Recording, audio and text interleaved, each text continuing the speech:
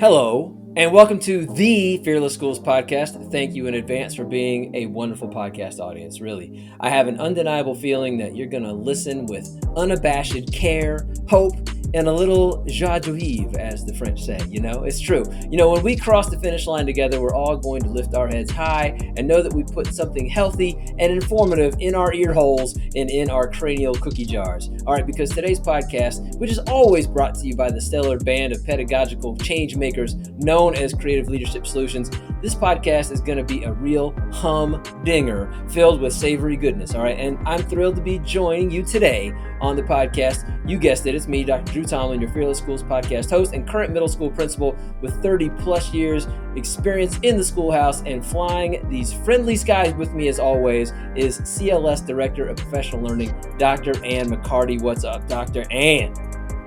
Getting to know a new person today. You know, our guest to me is new. I mean, I think you're brand new, which is really exciting. It's dangerous. It is dangerous, and the voice alone is intriguing because I have known this guest for a little bit, but in many ways I feel like I'm just getting to know him too. There you go.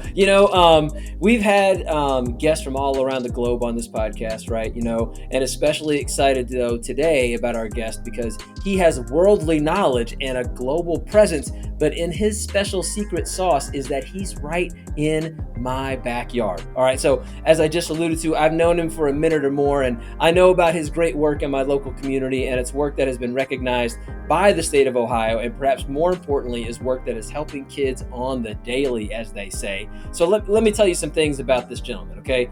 Entering his 28th year in the field of education, this renowned elementary school principal is in the schoolhouse every day. And listen, for 28 solid years, let me tell you, he's taught grades 3 through 8 as a classroom teacher.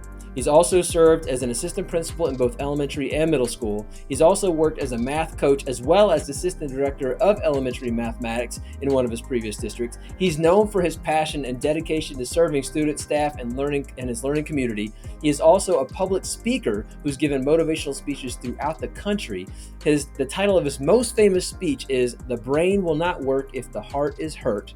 He recently co-authored an Amazon bestseller titled "Beyond the Classroom: Black Male Educators Changing the Narrative." His current elementary school is a Title I school with over 500 students, one of the most diverse schools in our community, and they recently received 4 out of 5 stars from the Ohio Department of Education, including 5 stars in the category of gap closing, which is the highest possible ranking. Oh my gosh. He could rest on his laurels and become complacent with all that recognition, but that's not who he is. No, he is a devoted husband, married to his wife, Nicole, who herself is a first grade teacher of 28 years, and he's a great dad to his 11-year-old daughter, and as an educational superhero who starts every sunrise with his cape on, standing outside, greeting every single student, staff member, and Hawthorne Elementary School family as they start their day. Everyone, it is the one, the only, Mr. Ernest Clinkscale. How's it going, Mr. C? Well, first of all, from your original introduction, I had my dictionary out. You were using a lot of big boy words there. I mean, I'm elementary. We don't know a lot of that middle school vernacular, but it is my pleasure, sir, to join you and Dr. Ann here today. Oh, goodness gracious. But I guess the important question is, do you have your ear holes open? Yeah, I mean, that's some middle school stuff. We don't talk like that in elementary school. You got to keep it clean. That'll get you sent to the office. Middle school, we keep it a little dicey, but still PG, just, PG-13. Understood. Right. So yeah, I guess I should say for any of our younger listeners in the audience, not only big boy words, but maybe some big boy, terms and images you need to be watching out for. So understood. So listen, to get us warmed up, Mr. C, again, thank you so much for taking time out of your pleasure. day. Like you just said to us before the broadcast, your bus has just rolled. So you're literally living the educational leadership on the daily. So you are cooking with Crisco every single day. So with that in mind, what's your go-to food in terms of educational challenge or triumph? What do you go for? Well, usually at my desk, I keep a variety of go-to snacks because, as you know, as a true instructional leader, we eat on the go. So I think I ate my lunch spaghetti this morning at about 9:15. So Nice. there's that. But I Okay. usually keep a bag of Skinny Pop popcorn with the popcorn seasoning on my desk because that's easy Nice. to eat at recess duty. That's easy to eat in the hallways, in the Mm-hmm. cafeteria, doing bus duty. So Skinny Pop with the popcorn seasoning, though. You have to have the Oh. popcorn seasoning in order to get the true essence of the popcorn. You So know, that's what I eat. yes, and just like because you keep it spicy at the Have schoolhouse, to. you know you have to. You got to let the people know. When you say popcorn seasoning, is it what is the seasoning? So the seasoning sometimes, like right now at my desk, I have the nacho cheese seasoning. They make the Oh, ranch seasoning. They make the spicy seasoning. So, even when I go into the movie theaters, I carry my seasoning with me. You can't have popcorn any other right, way right. unless you have the seasoning. Once you have it, you can't go back. You just can't. That's true. That's how they get you, and that's how they keep you. That is That's how true. they keep you So, hooked. do you ever mix them up? Do you ever like do a little nacho ranch, like a little experiment, or do you keep them Oh, see now, clean? no, no. See, that's that That's too middle school much. coming out in you. We keep it very straight in elementary and by the numbers, sir. One seasoning per popcorn serving. We can't go mixing stuff all willy nilly There you go. No interdisciplinary seasoning. at all. No cross cat. No No cross cross cat with the categorical seasonings. at all with the seasoning. Oh my gosh. Well, obviously you are a seasoned educational leader in Nice. lots of different ways, keeping it popping every single day. So we want to know where that came from. So your origin story, right? You were a student once, so little Mr. C, Yes, sir. what's your origin story? What kind of student were you? And what, and perhaps even who helps you learn and inspired you to go on? Well, I'm from Youngstown, Ohio, and I always loved education. I was always a good student, but as you know, I'm a man of the people. So I Mm-hmm. was the guy. I would get my work done, then I'm going to entertain the people. I have a big sister who's 6 years older than me, and she was the most perfect student you would ever want to meet. Perfect score in the ACT, perfect score in the SAT. I think Wow. she only got two B's from elementary school through college. So when I Wow. came through school, I had all her same teachers, and I had to let them know I'm not my sister. I'm going to get the Ah, work done, but I'm going to entertain the crowd while I do it. But what actually inspired me to go into education was when I was in high school, my mother was a GED teacher. And okay. every now and then she would have me come to her class and help her out. And I remember when I first saw adults that weren't capable of reading and writing, and it just Mm, struck a nerve with me. And I just said, how is this possible? Like, how does someone get through life as 40 years old and 50 years old and could not read and write? And that yeah, sparked something in me. And that's been my mission ever since to make sure that everybody has the tools that they need to function in society. that's awesome. That's awesome. So you carry your mom's lesson and those, Have to. gosh, and if she hadn't invited you to be a part of those GED classes, we might not be having this kind of conversation today. Wow, that's just Absolutely. so in some ways. And then you also, on the other side of that coin, with your older sister, you wanted to set yourself apart. So on Had one to. hand, you were aligned with your mom, but then Right. also setting yourself apart with your sister. Wow! But education is all a part of it. Wow, that's a great story. So how does that impact what you do on a daily basis as an educational superhero? You're working with you go from seeing adults who struggle to read and write, but now you're working with the little folks, the elementary school students. How does that translate to your work with them? Well, it's personal for me, and I tell everyone that. It's really a calling because education literally changed the course of my life. Okay. I'm from inner city Youngstown. Like I'm from a high school where, we had metal detectors. I'm from a high school where we would have random lockdowns where the police would lock us in the rooms and the drug dogs would go and sniff out lockers and Yeah. arrest people. I'm from a high school where we used to have to play our sporting events at 10 o'clock in the morning with little to no fans. So I'm from the inner city. Now I Right. had a great experience. I didn't realize that wasn't normal until I went to college. And they're like, wait, they didn't lock you guys in the classroom?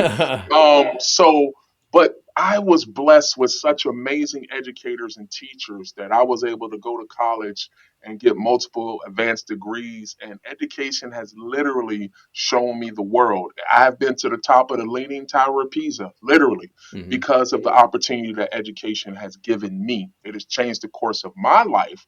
So now, due to the fact that my wife and I have been blessed with this opportunity, we're changing the course of our daughter's life. So Right. my mission is to make sure that every single one of my students have that same opportunity to change the course of their life and guide their own life. Now, when you get the opportunity, it's up to you to do what you want with it. Right. But every single child that walks through these doors deserve that opportunity. And I Yeah. have dedicated 28 years of my life to make sure that I give as many kids as possible that opportunity that I had. Man, that's awesome. Yes, it definitely the personal aspect of what you're saying just is coming through loud and clear in your voice. And I've heard this voice in our district at staff meetings and things like that. Mr. C stands up at a staff meeting and literally you can hear the personal commitment in the voice. So I'm glad that it's coming through on this podcast and everybody else gets to hear it too. So with that because that kind of commitment, that 28 years of success takes daily commitment, right? So what do you do on a daily basis to close gaps, like that 5-star rating of gap closer? Right. What do you do on a daily basis to close gaps in your school? Like what work do you do that you commit to do that gets other people committed to? You know what I mean? Like how are you a Absolutely. change agent? The thing is about education is we try to make it more complicated than it is. We are in the people business. Hmm. If you are truly about education, you have to know how to take care of people. You have to know how to take care of your students, but more importantly, you also got to know how to take care of your adults who take care of your kids. Hmm. So what I'm committed to is modeling for my staff the way I take care and support them, how I want them to take care and support my students. Right. So it's my commitment to every single day that I come into this building to make sure my team knows that I value them, that I see them, that I respect them. I'm going to remove all the non academic barriers out of the way so that my professionals can work their magic. So I need to make sure that I'm committed to making sure that they understand what the mission is, and I've given them the tools to execute what needs to be executed. But it starts with every single day. I'm greeting every single person that Right. comes in this building because I need to start by letting them know that I'm just happy they're here. Yeah. And that's the number one thing. And sometimes we are so committed to taking care of the kids that we forget to take care of the adults Mm. that are taking care of the kids. Got you. Got I you. am committed. I can have a conversation with every single adult in this building, all 113 adults in this building. I can have a conversation with every single one of them about something that does not have to relate to school Yep. because I know something about every single one of them as an individual person that I can have a conversation with them. So I pour into my adults and support my adults and give them the tools and the skills and the direction and the support and the value system and everything that they need so that they can pour into the kids. Hmm. Because they can't pour into the kids if we don't pour into them. So Right. that's my daily commitment. There you go. So, like having those daily connections, those daily conversations with the adults in your building, obviously that spills down to the students and how they treat them. How does that also help you when you have to have difficult conversations with a staff member? Like, those courageous conversations, Oh, maybe yeah. something's not going well. So, how do Yeah. those emotional investments pay off when you have to potentially have another kind of conversation? Because just like when a student knows that you're coming from a stance of support and compassion and empathy and love, you can have those conversations with them. Listen, the common ground for me and all of my staff is student success. Hmm. So that's the common ground. So when I have to sit a staff member down, I say, listen, Dr. Drew, I know you want your students to be successful. I want your students to be successful. Here are some things we can clean up to make sure that they are successful. So Yeah. when you establish that common ground of what the goals are, it takes away that it's personal. And Yeah. also, when people know that you value them as a professional, this isn't about a gotcha. They know I'm coming at, hey, I'm going to give you more tools in your toolbox Right. so that you can accomplish the things that I know you want to accomplish. I know how proud you are of your students when they're getting what they need to get. So let me make sure that I'm self evaluating and make sure I've given this staff member the tools that they need. But when you establish the common ground, of student success, then that takes all the personality and the personal stuff out of it, because they know I'm coming at you because I know what you want. You want Right. the best for your kids. So let me tell you something that I know can help you get there. There you go. Yeah, it's like going back to popcorn. Popcorn is kind of like that common thing. As long as you have the popcorn, here's the seasoning. Here we go. You know what I mean? Like, but we got to have the common popcorn. Gotta have it. And we got to keep it fresh, and you got to keep it warm. You can't let it be stale in the Absolutely. bag sitting around. Absolutely. Oh my gosh. You know, and what I also like, your conversation came down to some pronouns too. Yes, sir. Right? It was personal because you said, I know. Yeah. And I know that you know. And then here's some things that we can do together. So it was personal, but then it became collective. And I think that's an important thing, is to make it personal, but then to also change that into a collective efficacy, Absolutely. if you will, for share change. a vision. Share a vision. Yeah. Like you can't mandate a vision. A vision has to be shared. You know, you want them to eventually get there. And if you set the tone, you establish this is what we're about, and you're very consistent with it. Also, I think sometimes as leaders, we complicate things. Let's not complicate things. It's our job to take the big picture and simplify it for my team in a way that they can process it. And we have small pillars that we focus on. See, you never, and our test scores speak for themselves. I'm extremely proud, but you'll never, ever, ever hear me talk about the test in this building. We don't talk about that. We talk about value and time. We talk about teaching the curriculum. We talk about teaching content. We talk about early intervention. We talk about tier one instruction. We talk about using the resources that are available. In my TBT meetings, everybody knows we only talk about three things. We talk about data, instruction, and resources. We don't talk about anything else. If you do the work, all the other things are going to take care of themselves. That's true. But you have to be consistent in your work, consistent with those reps, consistent with that conversation, and keep the conversation on what it should be. No, you know, I like how you've engaged a lot of different parts of educational leadership, right, already in this conversation. I think, like you said, sometimes we complicate things, but I think there's a connection that you're making between the heart and the brain. Absolutely. And as I alluded to in your introduction, one of your famous speeches is about the brain won't work if the heart is hurt. Let's dig into that a little bit. Why is that connection so vital when it comes to being a school leader in particular? Because I think we all need to understand that, think about it, as an adult, when our emotions are out of check, our emotions are out of whack, we're not at our best. So how can you expect a 9-year-old to be at their best? If you don't know that someone genuinely cares about you, if a student doesn't know that their teacher genuinely cares about them as a person and values them, there's only going to be so far they can take that lesson. I don't care how great that lesson is. I know you saw it on Pinterest and you saw it on TikTok, and, you know, all this stuff, and you read it and you heard about it on the podcast. Not this podcast, because all the lessons are good on this podcast. Oh, of but course, you heard it on a Thank you. podcast. But if you can't go in and connect with your kids and they know you coming from a place of sincerity, and sometimes, here's the thing too, especially at buildings with populations like mine, I make it very, very clear to my team. I don't need anyone coming here trying to quote unquote save my kids. I need you to just educate them. There's a difference between leading with sympathy and leading with empathy. When you come into this building thinking about sympathy, you're going to lower the bar for my kids, and that's absolutely unacceptable. We don't lower the bar. The standard is the standard. Now, empathy means you understand that some of my paths may be different for my students, right? But the standard is the standard. So when I say the brain won't work if the heart is hurt, it's the same thing for adults. If the adults don't know that you value them, that you trust them, that you don't need to micromanage them, that you're going to treat them as professionals, they can function better than if those things aren't in place. There is a direct connection between how someone is feeling and their ability to produce and what their brain function is able to do. So I've been doing this, taking care of people for 28 years before it was in style. Because listen, I'm telling you, it's the same with adults. We all know. We all know when we're off, when something's off at home, when we had a difficult day with our spouse, when the Browns lose. Everybody know when the Browns lose, I'm gonna be grumpy for a little bit. So I'm grumpy a lot on Mondays, but then I get over it. So, but then that's tough. It teaches you resilience being a Browns fan. But your emotions are directly connected to your ability to perform. The brain will not work if the heart is hurt. It just won't.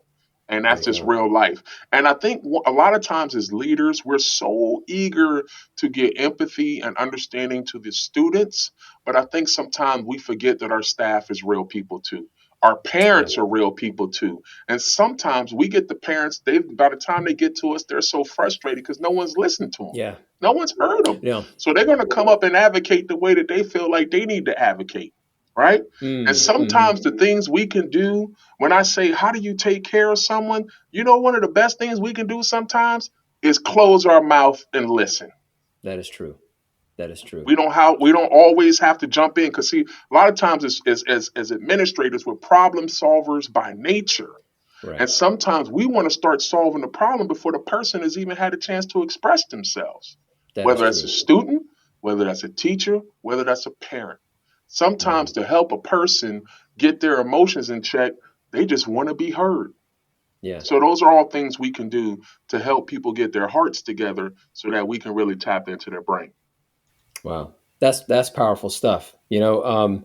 Empathy versus sympathy, value, trust, not micromanaging. That's something that I'm just going to put it right out there in terms of being a building level leader right now. Is I find it hard sometimes to delegate and trust that it's going to be done.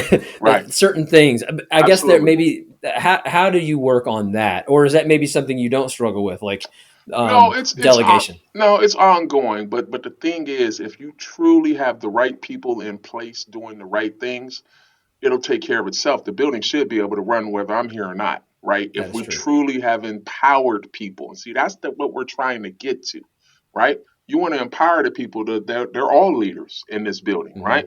When I talk to my staff all the time, I say we're colleagues. I don't, listen. I've been doing this a long time, and I have a lot of young administrators that I kind of mentor and train. I say, listen, if you're ever in a situation and you have to tell someone what your job title is, you failed miserably. Everyone knows who I am. I don't have to go around saying I'm the principal, right? Because that shouldn't have anything to do with how you interact with people and how you deal with people. We're Right. colleagues. We're in this thing shoulder to shoulder. So that's how you build trust with people is by being in the trenches doing the work. You could talk about the work. Yeah.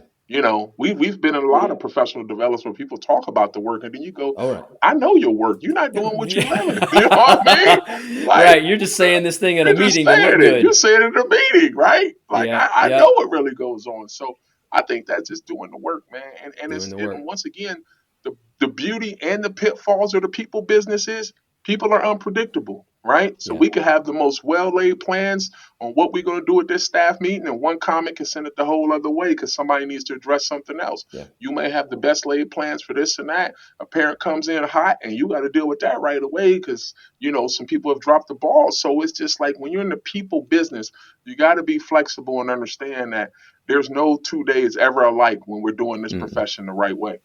Yeah.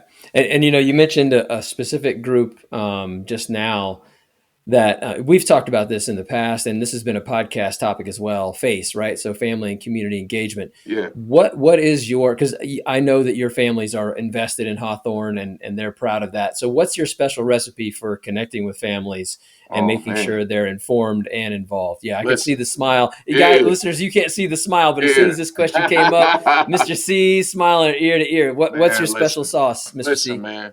Once again, sometimes we sit on our pedestal. Since I've been at Hawthorne, we've done everything from a parade through the neighborhood to I've done party in the parks. I bought out a whole ice cream truck and took it through the neighborhood. See, one of the things we're guilty of sometimes is we want to sit back and deliver the message and want people to come to us. You got to take the message to the people. You got to take the message to the community that you serve. See, I live in this community. My house is 6 minutes from here. So they see me at the Mm-hmm. gym, they see me at the grocery store, they see me at the golf course, they see me everywhere because I'm here. Right.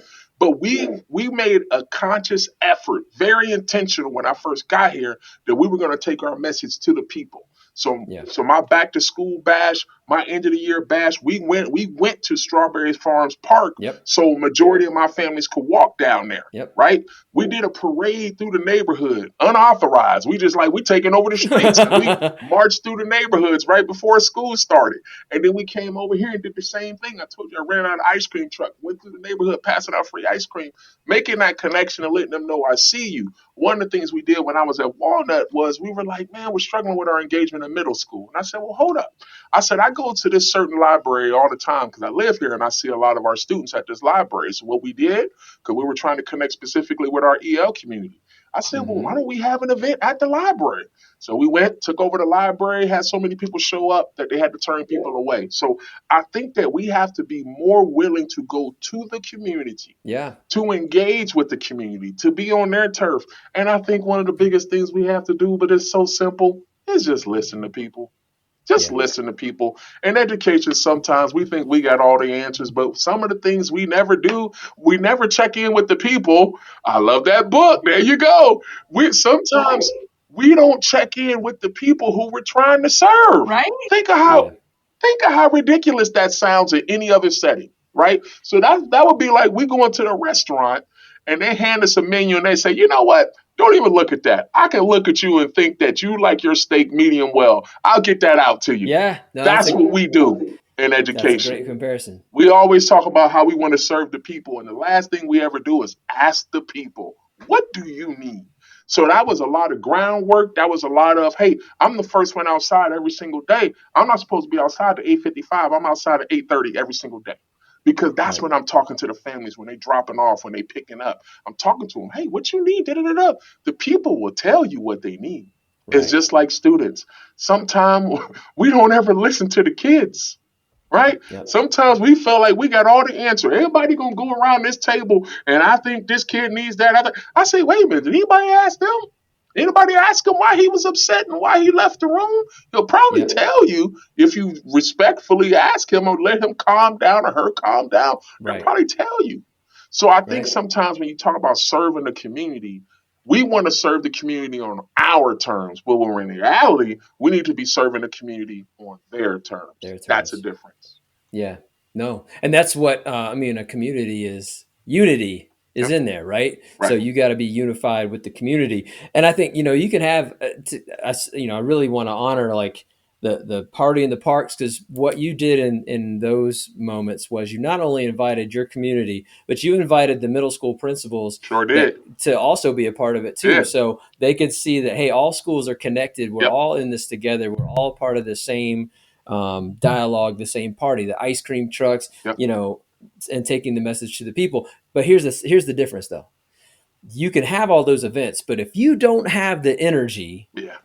that's where it can fall apart. And that's something that like for educational leaders out there, like you got to make the steak sizzle. You got to Yeah. put it on. You can't Yeah. just slap it on the plate and Yeah. say, here's my flyer about this Right. thing in the park. No, no, no, no. Like there's got to be the Right. energy behind it. And that's what you bring. And that's what like, people who make these things happen, community engagement, they bring that energy. So I want to keep on going with that because obviously that's a superpower you have, right? Right. Is that palpable energy when you put your cape on and you're flying throughout the community. What are some other superpowers that you have that make you an exceptional leader, Mr. C? You got to unify people and get everybody rowing in the same direction.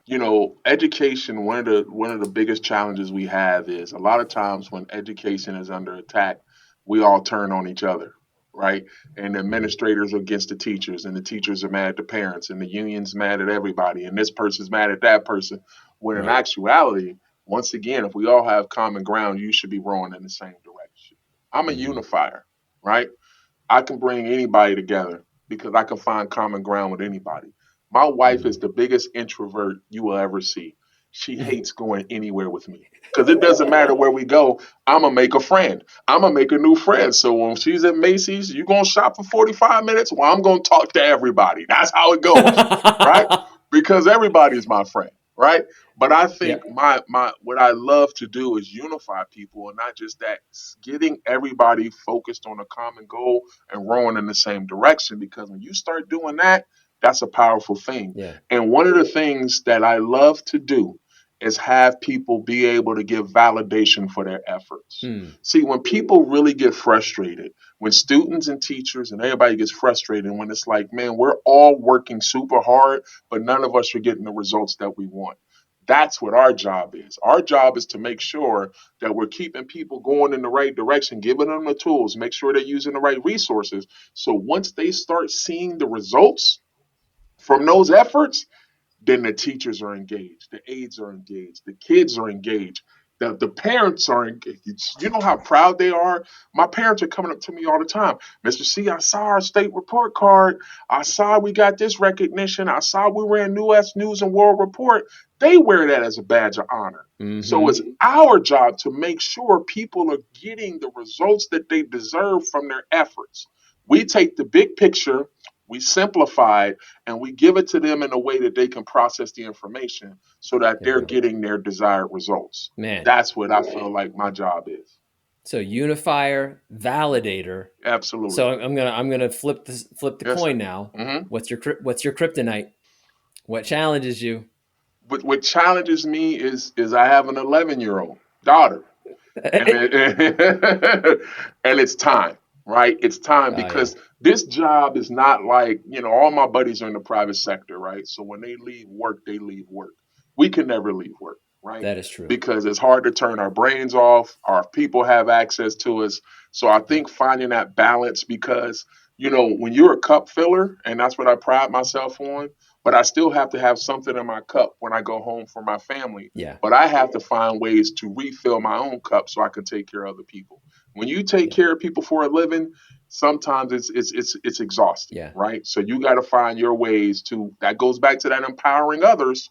So when you start, I have an amazing team. Like my inner Mm-hmm. circle of my VP, my counselor, my secretaries, my inner circle, they're amazing. Like they Yep. know when I need a break. They know when they can pick up some of the heavy lifting. I trust my team wholeheartedly. Right. So sometimes you have to share those responsibilities when it comes to Yeah. filling everybody's cup, because you got to figure out a way to refill your own if you're going to take care of other people. So that has always been my kryptonite. Right. Yeah. That resource of time. Right. That's the hmm ultimate resource. As a parent myself, I could say the same thing. And Right. ironically, my wife is also a first grade teacher. Also introverted. We have a Right. lot of We parallel got a tracks, lot. Mr. Right. C. But Yeah. yeah, I always got to remind myself that oftentimes the quantity of time is not Right. there ever. So it's about the quality of time. So how do Absolutely. you, make it a microwave meal, but still have it be palatable? Right. In terms of emotional connection with someone and making sure that it's still there. Wow. Whoo. Anything else for the good of the group? Or Dr. Andy, you've got a question over there on your side? What you got?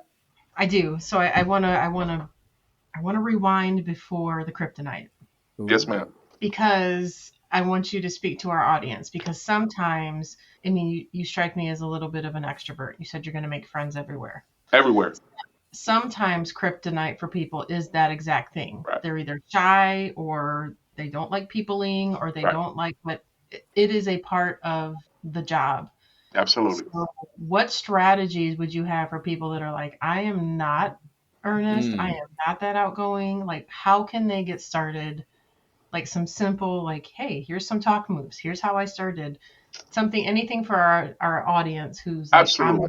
I'm not that guy, I but get I you. want to be like that guy. Yeah, one of the things I always do a couple of times a year, I will take a stack of note cards and I will go to every single classroom in this building and I will write a positive note for every adult in that room and give it to them. Just something that I noticed that I appreciate that they do.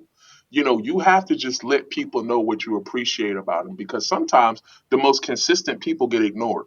So sometimes just starting with acknowledging people, and also, and I know this is hard for introverts, but you have to let people know you're a real person, right? Because if they view you as some type of robotic, machine Hmm. that's, because sometimes I'll come to the staff meeting like, hey, I don't have the juice today. Like I need y'all to pick me up.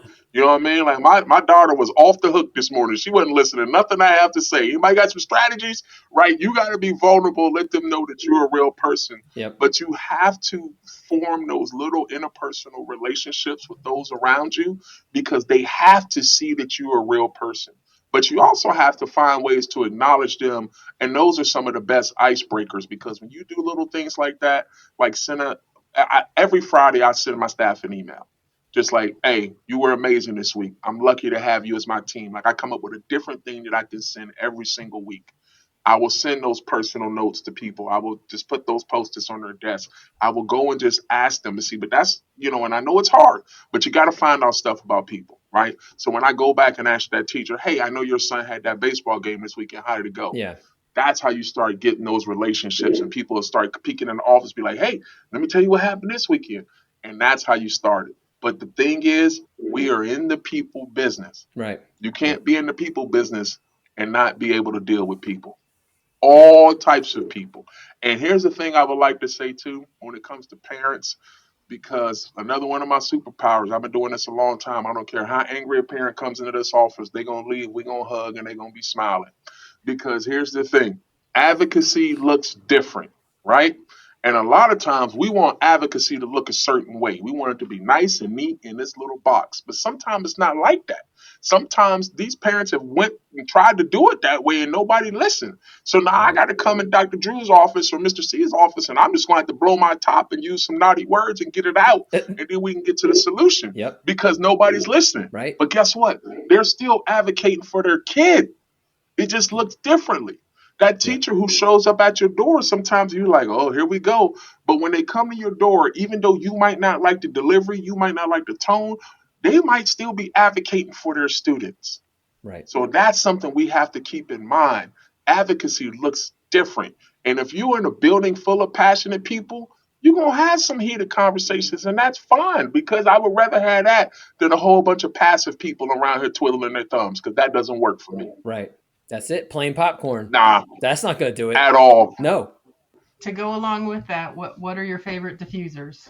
My favorite diffusers, Right. If someone comes in and they're just cussing for up parents, the room or I don't care either way. People, I say, oh, Dr. Ann, okay, go ahead, get it out now. Now, when you done, we going to figure this out because you know I love your son, right? You know I absolutely adore him. So you going to go ahead, get it out. Look, I'm going to set my timer. I'm going to give you 3 minutes. You can go ahead and get it all off your chest, and then we going to get to the solution. I can always engage them with some type of thing because here's the thing, too. When I know they coming in hot, I already have a solution in hand. So usually, if my teachers know my number one rule, I don't care how you mess up, but let me know so I can be prepared. Right. So if I already know the situation, I know the parent coming in hot, they come in, I say, oh, come on in, Dr. Angie. Look, I know about that situation. I'm gonna let you know. I already took care of that for you. I already handled it. The situation's been taken care of, because you know how I value you, because my people have already gave me a heads up. But I'm glad you took the time to come in here and talk to me today. So anything Yep. else on your mind? Can I get you a water? What you need? I can give you a Fiji water. I'll let you have some of my good water. So it's letting people know that you're going to take care of them. Yep. But a lot of times they just want to be heard. And you got to let them get it out. Yep. Because when sometimes people get really frustrated when you trying to just jump in and start man, sometimes they just got to get it out. Yep. You let them get it out, and then you can come to a common ground. Yep. And that's always what's at the core. I know you want what's best for your son or daughter. You know I want what's best for them. Let's figure this out together. Yep. Again, I know I keep coming back to the popcorn, and I know it sounds silly when I do, but it's an apt metaphor. Like It is. Everybody understands the common ground, Yes. the common popcorn. Everyone's going to have their own seasoning on that, and they Right. should. Right. They should. Education and advocacy is going to look a little spicier Absolutely. for some people than other people, and that doesn't mean it's wrong. It doesn't mean Yep. that it's irregular. Right. It just means that it's different. So honoring everybody's seasoning on the popcorn of education, that's what we got to do. Parents and adults are sending us their most precious commodity, their children. That's true. They're That's not true. keeping the better version at home. There's not a better version. They're sending you the best that they have. And I respect that, and I honor that, and I value that, and I take that very, very seriously. Yeah. And I think that that's what we got to remember. They're doing the best they can. And just like that, a lot of our staff is doing the best they can because we're privy to information sometimes that other people aren't. And as adults, sometimes we're easier to mask some of the things that are going on. We put the smile on our face and this and that. We got a lot of staff members who are going through it, real life stuff. That's true. And I always tell my staff this. I say, listen, your biggest work problem will never match your smallest real world problem. So let's keep that in perspective. You got work problems and then you got real life problems. And you got Right. colleagues in here who are going through some real life problems. I understand you couldn't make your copies this morning because the copy machine is down, That's true. but you got somebody who's dealing with some real life stuff. So we all need that perspective every now and then. And sometimes it takes, unfortunately, something happening to us in our real life to keep that in perspective. So there's real life and then there's work problems. There's a big Yeah, difference. that's true. Yeah, I often think about that phrase, widening your aperture. Mm, Right, like sometimes we get very narrow in terms of our focus and our lens of our problems and our challenges, but like you're right, like we have to widen our aperture and realize that like there are work problems and there are real life problems, and real life problems going on not just for the adults in our buildings but for the students that we serve too. absolutely. I mean, goodness gracious, the challenges that some of our Right, scholars are facing at the tender ages of right, elementary and then into middle and then of course into high school right, too. It's unfathomable sometimes that they can, and then we ask them to sit and be compliant right. for 8 hours plus a day, and wonder why sometimes they get a little twisted. You know what I And mean? sometimes their brain's not even developed yet. Like we're asking them, Right, we're holding them right. accountable for things that we can't even do as adults, but we want a 9, 10, 11-year-old to do it. And also, what I remind my team, none of them are finished products yet. We're not finished products. I'm 50 years old and I'm not a finished product. Right. So how do you expect Yep. a 10-year-old to be a finished product? Allow them time to grow, allow them chances to learn, allow them to make mistakes that are teachable moments. But we're not going to put the scarlet letter on kids because they've struggled Mm-mm. early on with some difficulties. We pass out those Yeah. yardstick things that talk about what's developmentally appropriate. And I think sometimes that's eye opening. And Dr. Drew, you definitely know this, especially when kids get to middle Hmm. school. Sometimes kids present physically as older. Yes. Sometimes their mouths are definitely older because they're sassy, Yep. but they're still 11. They're still 12. Yep. And I think sometimes just because someone presents as older, sometimes they might be physically as large as we are, that we kind of Right. treat them and have these expectations that they have the capacity of an 18 and 19-year-old, and they absolutely do not. No, absolutely right. And oftentimes the kids that come across as like sassy or belligerent are like the smartest kids in the building, Absolutely. and just are trying to like find their Yeah. identity and find someone who's going to push them back, but in a Right. nice friendly way. You know what I mean? Like, Absolutely. yeah. So, oh my gosh. Well, Mr. C, I'm not surprised. You have given us such a wonderful perspective, to use your word, on educational leadership. But like I said, I'm not surprised. I've known you for a little bit. Thanks for being here on the Fearless Schools podcast and sharing your inspired words of, both wit and wisdom. You remind me every day about what it takes to bring about change and to really touch people's hearts, teachers, families, and students. Yeah, you can't just show up. You got to step up, and I'm truly grateful that you took time here after buses rolled. And I'm truly grateful to be working with you in our local community. And I know that our audience is grateful too. They tucked their napkins into their collars, scooched up their chairs to the podcast table, looking for a satisfying dish of educational goodness. And by golly, you brought it. You served it up, Mr. C. I'm not surprised. My pleasure. But I got to end with a funny story about Dr. Drew, Dr. Anns. Oh, no. No. Come on now. I want to go let you off the hook. So when I was in middle school, right, I was a vice principal, and I interviewed for Heritage Middle School, which happens to be where Dr. Drew is now the principal. So, Dr. Ann, when I tell you, I was like, I crushed this interview. I was on. I was funny. I was engaging. I walked out of there like, let me look at my future office because I know I got this job. Then I get to notice they hired some dude from out of state named Doctor. Who? What? He's not even from here. But then I read his resume and I got to know him and I said, you know what? I would have hired you too, my man. Oh, man. I'll tell you what, Mr. C, that means a lot, man. That means a lot. Yeah. That was a while back. That was a while back, man. I even had gray hair back then. Hey, we earned those service stripes. We earned that. Oh my gosh. Hey, Fearless Schools listeners, listen, you did it as you always do. You took time out of your listening lives to check out another Fearless Schools podcast brought to you by Creative Leadership Solutions. And be proud of yourself. Pat yourself on the back. Go to www.creativeleadership.net and subscribe to and share this podcast with anybody that you know, peers, social media people, elementary school people, middle school people, high school people, higher education people, anybody that you want to, wherever they are. I'm Dr. Drew Tomlin, host of your Fearless Schools podcast, wishing you well and saying stay fearless on the bright road forward. Thanks again, Mr. C. Thank you. Bye, guys.